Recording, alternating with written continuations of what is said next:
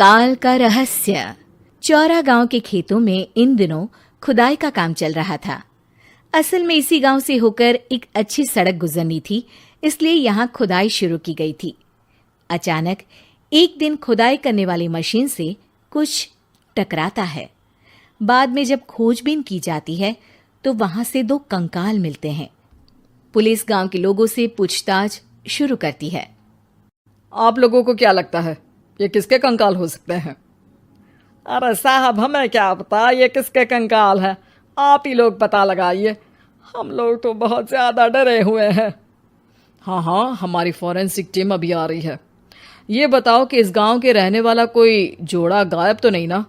क्योंकि शुरुआती जांच में तो ये बात सामने आ रही है कि एक कंकाल किसी पुरुष का है तो एक किसी महिला का। साहब, हमें तो बहुत डर लग रहा है।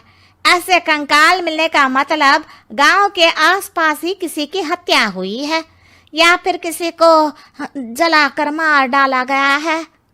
हाँ साहब, हम अपने परिवार को लेकर बहुत ही ज्यादा परेशान हैं। देखिए, आप लोगों की परेशानी हम समझ सकते हैं, लेकिन आप लोगों को पुलिस का सहयोग करना होगा, क्योंकि आपके सहयोग के बगैर हम ये पता नहीं लगा सकते हैं कि आखिर ये किसके कंकाल है और इनकी हत्या किसने की।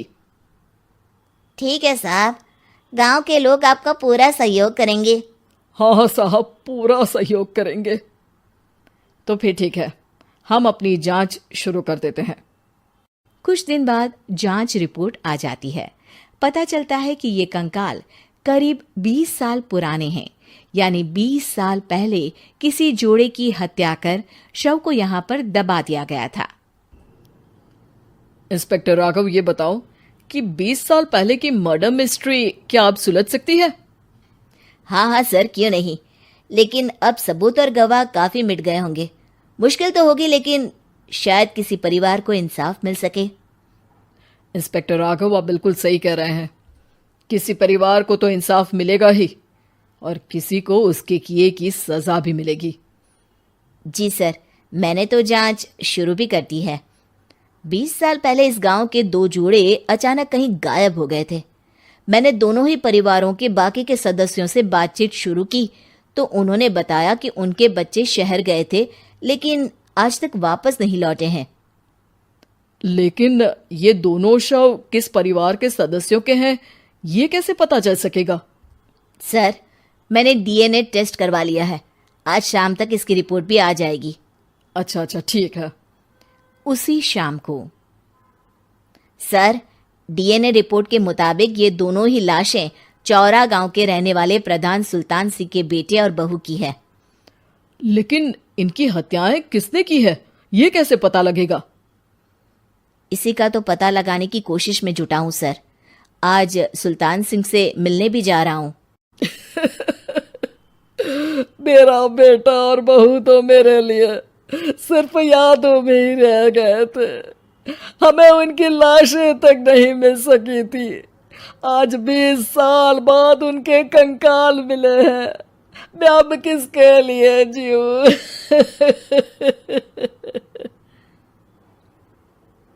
लेकिन सर, क्या आपकी किसी से कोई दुश्मनी थी? अपने बेटे बहू की हत्या के लिए आप किसे जिम्मेदार मान रहे हैं? अब मैं किसका नाम बोलूं? मेरी तो किसी से दुश्मनी नहीं थी, बस मेरे बेटे बहू को कोई वापस ला पाता।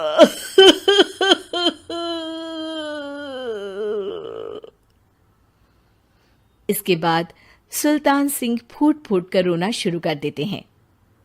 सर, अब आप इनका अंतिम संस्कार करवा सकते हैं। कम से कम इनका शरीर ना सही, इनका कंकाल तो आपको मिला है। लेकिन हाँ, अगर आपको कुछ भी याद आए तो जरूर बताइएगा। मेरी तो बेटा अब उम्र हो गई है, लेकिन मेरे बेटे और बहू के हत्यारों का जरूर पता लगाइएगा, क्योंकि जब तक हत्यारे पकड़े नहीं जाएंगे मेरा मन नहीं मानेगा। सर, हमारी पूरी कोशिश रहेगी हत्यारे को पकड़ने की। लेकिन एक बात बताइए, उस वक्त आपको किस पर शक गया था? उस वक्त मेरे एक ड्राइवर को पकड़ा गया था, लेकिन सबूतों के अभाव में उसे छोड़ दिया गया था। अच्छा, और ड्राइवर पर कैसे शक हुआ था? क्योंकि उस दिन ड्राइवर छुट्टी पर था। उस समय लेकिन लाश क्यों नहीं मिल सकी थी? उस वक्त पुलिस ने बहुत कोशिश की थी, लेकिन दोनों की डेड बॉडी नहीं मिल सकी थी। ठीक है, हमारी तफ्तीश चल रही है, मैं फिर आऊंगा। इसके बाद इंस्पेक्टर वहां से चला जाता है और सुल्तान सिंह अपने बेटे और बहू की याद में खो जाते हैं। कुछ दिन बाद सुल्तान सर, एक बात बताइए, जब आपके बेटे बहू की हत्या हुई थी, उसी के आसपास आपके ही गांव का रहने वाला एक और जोड़ा उसी वक्त गायब हो गया था ना? हाँ सर, अलका और अभिषेक, वो भी मेरे बच्चों जैसे ही थे। तो फिर वो कहाँ है? उनका भी आज तक पता नहीं चल सका, लेकिन बताते हैं कि कुछ साल पहले अभिषेक को गांव के ही किसी आदमी ने मुंबई में देखा था, लेकिन फिर वो गायब हो गया।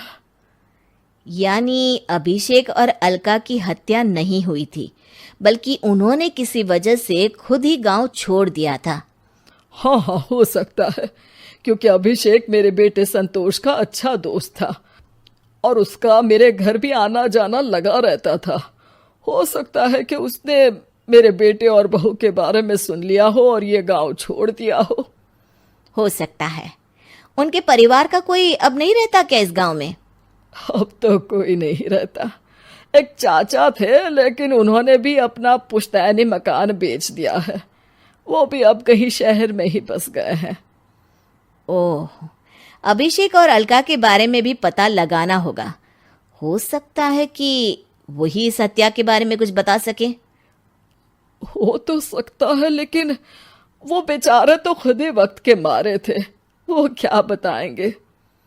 फिर भी सर, जब केस दोबारा खुला है तो जांच तो करनी ही पड़ेगी, और इस बार तो लाशें भी बरामद हुई है। कुछ दिन तक लगातार तफ्तीश चलती रही। एक दिन थाने से सुल्तान सिंह को फोन आता है। हाँ, कौन बोल रहा है? सर, मैं कांस्टेबल तुलाराम बोल रहा हूँ थाने से। आपको थाने आना पड़ेगा। थाने? लेकिन क्यों? सर, किसी की पहचान करवानी है। अच्छा ठीक है, मैं दोपहर तक पहुंचता हूँ। सुल्तान सिंह दोपहर में थाने पहुंचता है।